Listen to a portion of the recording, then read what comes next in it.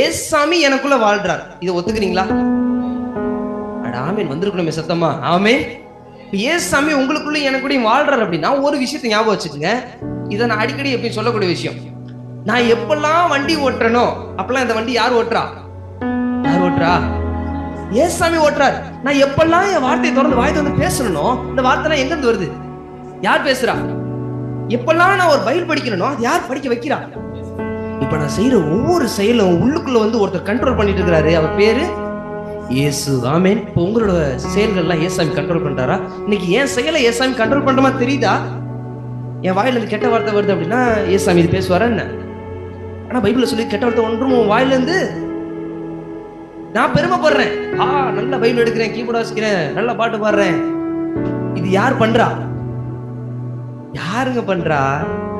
ஏசாமி பாடுறாரு, ஏசாமி பாட வைக்கிறார், பேச வைக்கிறார், பிரசங்கம் பண்ண வைக்கிறார். அப்ப நான் பெருமைப்பட்டா அந்த குணம் யாரோடது? இப்ப விஷயம் என்ன?